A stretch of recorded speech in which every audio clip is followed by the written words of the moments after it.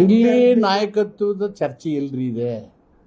High court ಪದೇ ಪದೇ ಬೀದಿ ನಾಯಿಗಳನ್ನೆಲ್ಲ ಹಿಡಿದು ಒಳಗಾಕಿ ಅಂತ ಹೇಳ್ತಿದ್ದಾರೆ.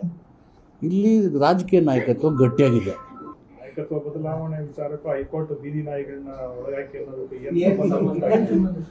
ಅಲ್ಲ, ಈಗ ಸುಮ್ಮನೆ ಬೀದಿಯಲ್ಲಿ ಮಾತಾಡೋದನ್ನೆಲ್ಲ ಭಯ ಮುಗಿಸ್ಬೇಕು ಅಂತ ಇಲ್ಲ, ನನಗೆ ಗೊತ್ತಿಲ್ಲ. ನಾನು ಹೈಕೋರ್ಟ್ ಹೇಳಿದ್ದೆ ನೀವು ಹೆಂಗೆ ಹೇಳ್ತಾರೆ ನನಗೆ ಗೊತ್ತಿಲ್ಲ. I don't know. ಕಂಪ್ಯಾರಿಸಮ್ ಅಲ್ಲಿ ನಾಯಿ ಕೇಳೋದ್ರಲ್ಲ ಇವರು, ಅದಕ್ಕೆ ಕೇಳಿದೆ ಹೇಳಿದ್ದು ಹೆಂಗಿತ್ತು ಗೊತ್ತಾ sir? Adi ಬೀದಿಗಳೆಲ್ಲ I don't know. ನನಗೆ ಗೊತ್ತಿಲ್ಲಪ್ಪ. ನೀವೇ ಇದು ಮಾಡ್ಕೊಂಡು ನಾ ಹೇಳಿದನಾ ನೀವು ಹೇಳ್ತೀವಿ.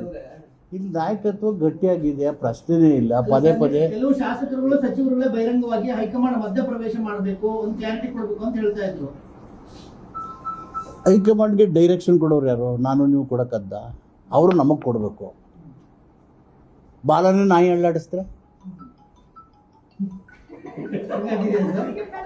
If you like this video ಬೇಗ ಲೈಕ್ ಮಾಡಿ, ಕಾಮೆಂಟ್ ಮಾಡಿ, ಶೇರ್ ಮಾಡಿ ಹಾಗೂ ಯೋಯೋ ಟಿವಿ ಕನ್ನಡವನ್ನು ಸಬ್ಸ್ಕ್ರೈಬ್ ಮಾಡಿ.